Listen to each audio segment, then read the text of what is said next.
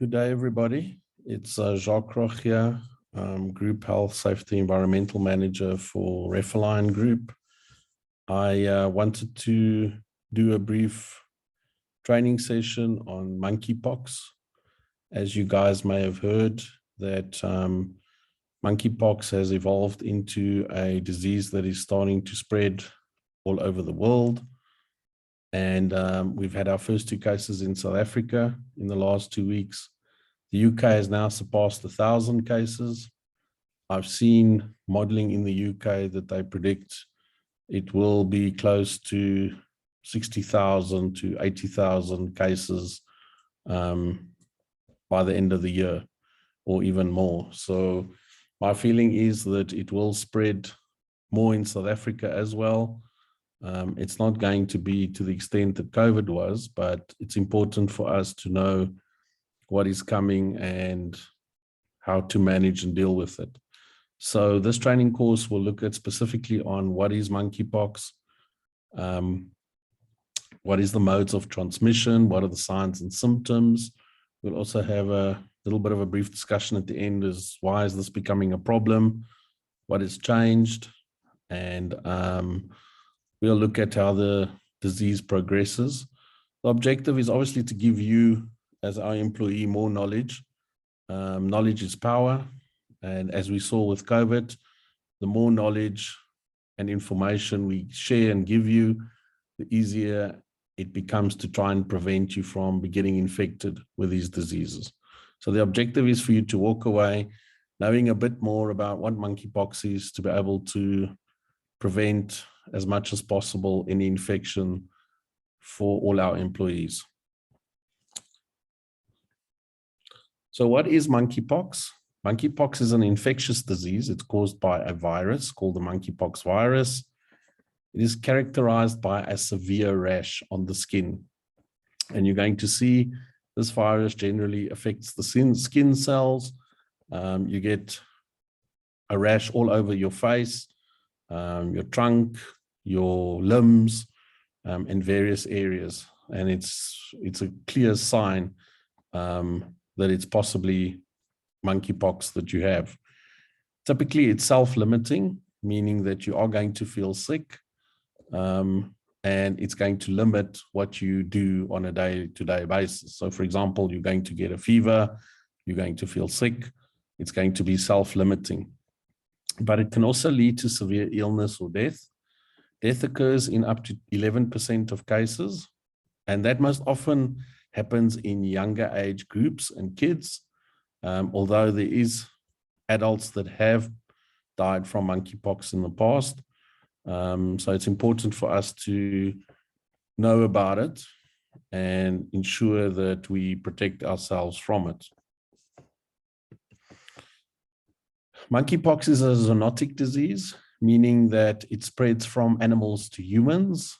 And you would know there's many other zoonotic diseases. So, for example, we know COVID is a zoonotic disease, influenza is a zoonotic disease, HIV/AIDS is a zoonotic disease, and so is monkeypox. So the natural host for monkeypox, the reservoir animal, is not known. We don't know if it's a bat or a rat or something like that, or a monkey.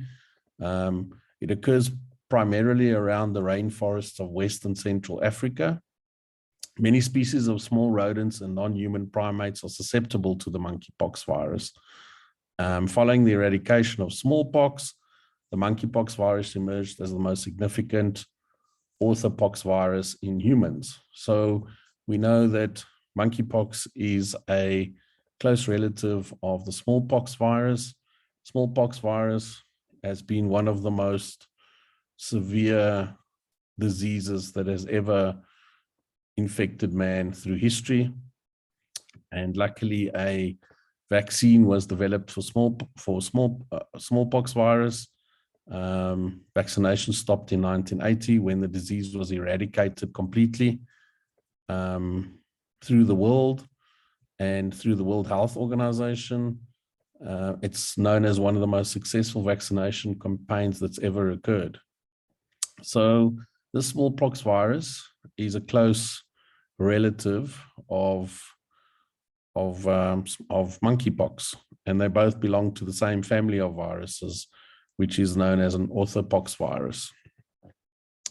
So as mentioned, monkeypox is zoonotic with symptoms similar to smallpox, although these symptoms are less severe than smallpox. Smallpox was eradicated in 1980 and vaccination ceased. I think the last case was in 1982 of smallpox, but waning immunity may be a factor in the emergence of monkeypox. So you guys would remember when we discussed COVID-19 booster vaccination shots, we spoke a little bit about waning immunity and what it means. In a nutshell, it basically means that your immune cells that help fight off serious disease and death when infected by the virus basically die, and there aren't enough of them. It's known as waning immunity. So through vaccination, we top up the required immune cells, and this is the same with the smallpox vaccination. So the virus characteristics of monkeypox, there's two distinct virus subtypes, two variants. The first one is the Central African clade that is prevalent in the Central African Republic and the DRC and other countries. So clinically, the virus in this clade causes more severe illness, and case fatality rates can be up to 11%. The West African clade, which is the other variant, is found in Nigeria, Cote d'Ivoire, Liberia, and Sierra Leone. And this variant causes less human-to-human transmission, less severe illness, and the death or case fatality rates is only at 6%. So obviously, we can see the West African variant is less severe than the Central African variant or clade. History of monkeypox. So monkeypox was first identified as an illness of non-human primates. The virus has also been found in rodents, so that's why it's called monkeypox, because it was first identified in primates. So monkeys, those sort of things, it was first identified, and hence the name monkeypox. Monkeypox in humans was first identified in 1970 in the DRC, and the Democratic Republic of Congo routinely reports high numbers of cases. So more than 1,000 cases suspected per year since 2005. So it's not a new disease. It's well known within the Central West African areas that it occurs, but something has obviously changed as it started to become more prevalent in Europe, even in the US. And like I said, in South Africa, we've had our first 2 cases. So animal-to-animal transmission, what are the modes of transmission? So human infection has occurred from handling infected animals, giant poached rats, rope squirrels, and monkeys. Infection results from direct contact with the blood, bodily fluids, or any external lesions of infected animals. Also, eating inadequately cooked meat of infected animals is a possible risk factor. But for most human infections, the source is not known. So when somebody gets infected, they don't know where did it come from, which animal did it come from. Human-to-human transmission results from close contact with infected respiratory droplets, skin lesions, and contaminated objects such as fomites. Healthcare workers and household members of active cases are at higher risk of infection, and human-to-human transmission is limited as most outbreak consists of only a few cases within family. So we know that the main mode of transmission for this virus between humans is through contact of bodily fluids.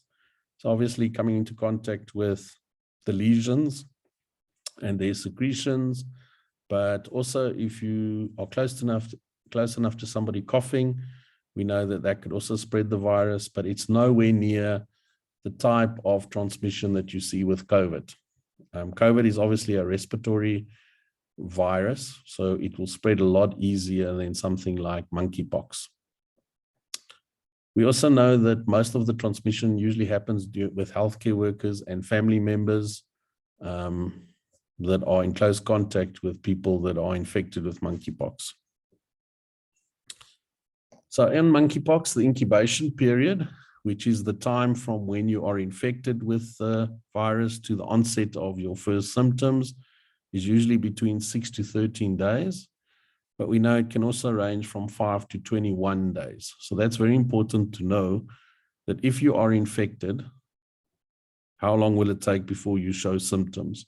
And those are the two scenarios of 6 to 13 days, which is the usual manifestation, but it can also range on some people earlier and later.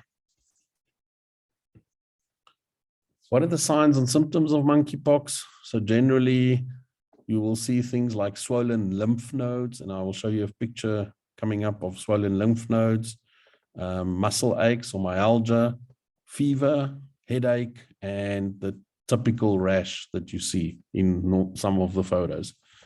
So generally, within 1 to 3 days after fever, monkeypox is characterized by a rash. I'll show you pictures of the rash.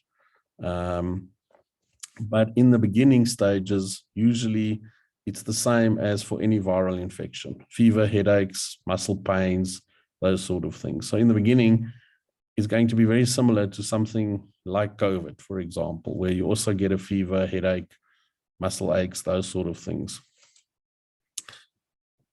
So the symptoms usually last between 2 to 4 weeks. And as I mentioned, the symptom and sign that separates monkeypox from most other viruses like COVID is that you will get the body lesions, which I will be showing shortly in photos. But again, headache, fever, exhaustion, those are typical signs and symptoms you get when you get infected by a virus.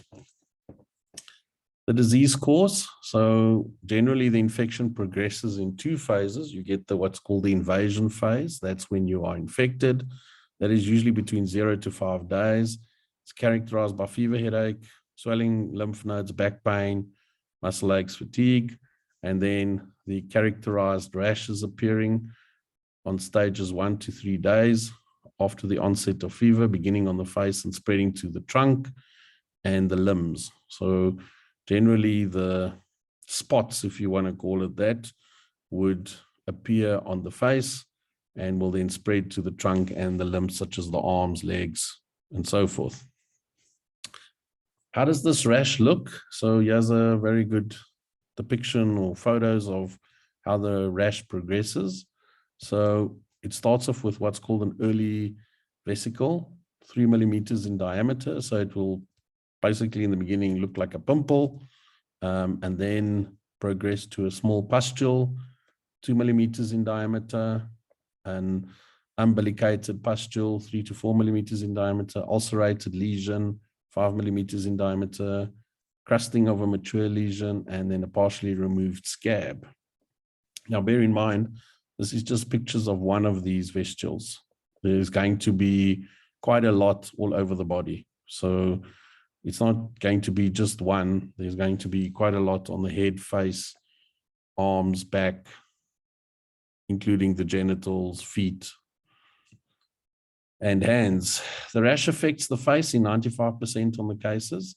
One of the interesting things with monkeypox is it affects the palms and the soles of the feet. So this is something, for example, that differs from something like chickenpox. Monkeypox will cause spots on your hands and in the inside of your hands and the soles of your feet. Also affects the oral mucous membranes. It's 70% of people. So those is, for example, inside the nose, inside the mouth, genitalia. So the private parts of your body, 30% of people. The conjunctiva and the cornea inside the eye, so the white of the eye, that area, 20% of people, and it might take up to 3 weeks for the crust to disappear. These can leave marks. This rash can leave marks. If it's scratched, it's obviously going to leave lasting marks on the body. So as soon as somebody starts scratching or fiddling with it, it can cause marks, permanent marks on the body. The extent and the duration of the illness. So the lesions range from a few to several thousand and are often very painful. So those spots that you see, there can be quite a lot of them. The severely swollen lymph nodes. So you can see there's a photo of a guy with a severely swollen lymph node in the back of his neck. But we also know there's lymph nodes between the legs. There's lymph nodes all over the body. The ones that usually you feel is towards the throat and in the back of the neck. It's a distinctive feature of monkeypox and generally develops before the rash. The monkeypox usually lasts 3 to 4 weeks. Severe illness occurs more commonly in children, as we mentioned earlier. Monkeypox and other diseases. So monkeypox can resemble other infectious illnesses with fever and rash, as I mentioned, such as chickenpox and measles. But it's best to see your doctor should you have any rash occur as described above. So don't try and diagnose it yourself. If you get a rash in your face, go immediately to see your doctor so he can diagnose it. And monkeypox is usually diagnosed via a laboratory test, something similar to COVID called a PCR test. The doctor will decide whether he needs to take a test or not. He will look at the symptoms and the signs and compare it, for example, to chickenpox, measles, that sort of thing. How contagious is it? So in order for us to measure how contagious a disease is, we talk about something called the rate of transmission. It's better known as RO or Rho. And the higher the number, the more contagious a disease is. So you can see in the figure below, we've got some ROs for common diseases such as hepatitis, which is 2, Ebola, which is 2, HIV, which is 4, SARS, which is 4, mumps, which is 10, and measles being one of the most infectious or contagious diseases in the world at the moment is sitting on 18. So what that means is basically for one person that gets infected, how many people will he or she infect? And you can see on the diagrams there, so for one infected person with measles, they can possibly infect up to 18 people. We know now that it's not fully known what is the rate of transmission for monkeypox, but one study estimated it to be at about 2.13. And if you compare this to COVID, the BA1 variant, which is 12, you can see the difference. It's not as contagious, for example, as a disease like COVID or measles, but yet it's still contagious. So it can still spread. Anything over 1 obviously means that it can spread. Anything under 1 means that it's limited to one person. But it's estimated to be at about between 2 and 3. So reducing human-to-human transmission. So any person that comes in contact with or taking care of a person with monkeypox should always avoid close contact, wear gloves and other protective equipment. And it's the same measures like we've been having for the last 2 years with COVID. Wash your hands regularly after caring for visiting sick people. Wash your hands wherever you are. Same prevention measures we've been using for the last 2 years. At this stage, it's not recommended to wear masks and any of those precautionary non-pharmaceutical interventions, but hand washing is critical to try and prevent the disease. So prevention and treatment. So the case management is based on symptom-specific and supportive care. There is no cure for monkeypox, but generally they will just give you supportive care. So they will try and deal with the fever. They will deal with the headaches and the pain, that sort of stuff. There is a vaccine available that was obviously the smallpox vaccine, which we said does work for monkeypox as well. Anybody that is about 40 years and older would have received a smallpox vaccine when they were younger. This does provide some protection, but as mentioned, that immunity can wane. There is a newer vaccine available as from 2019 for smallpox, was also approved for the prevention of monkeypox in adults. And I read today that America will start now mass vaccinations. They estimate that about 500,000 people will be vaccinated for monkeypox by the end of the year.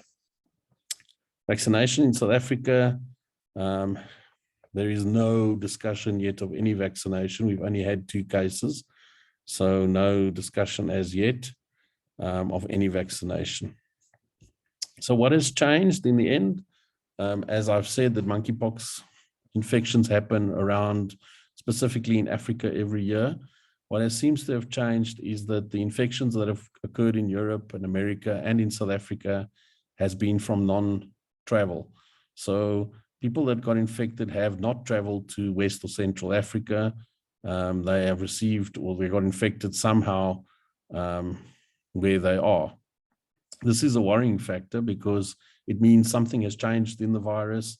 There's possibly new variants that has been able to affect people more, and infections are on the rise. So we know that since 1980, monkeypox has started increasing its prevalence in the world, and this year it seems to be more of a problem.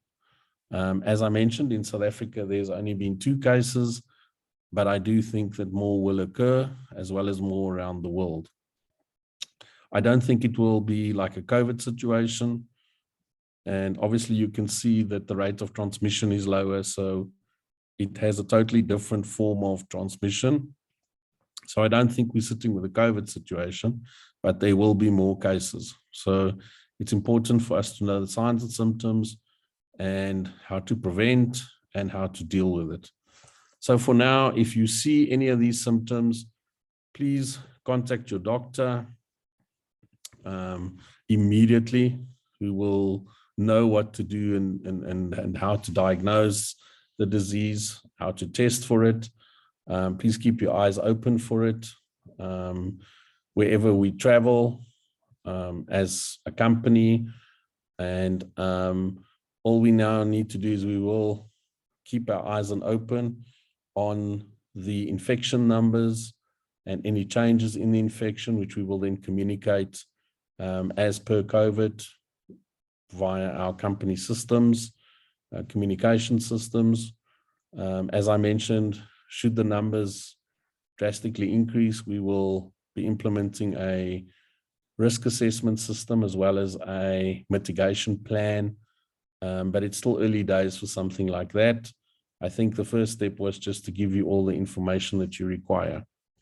As always, we are always available for any questions or information regarding any of these things. Please feel free to contact me anytime at head office. My number is 082-303-3634. And we're always available to help, or if any information is needed. We will upload this video to our Refaline YouTube site for all employees to watch. Thanks for your time, and hopefully this will not become a problem, but please stay tuned for any more information that's required. Thank you.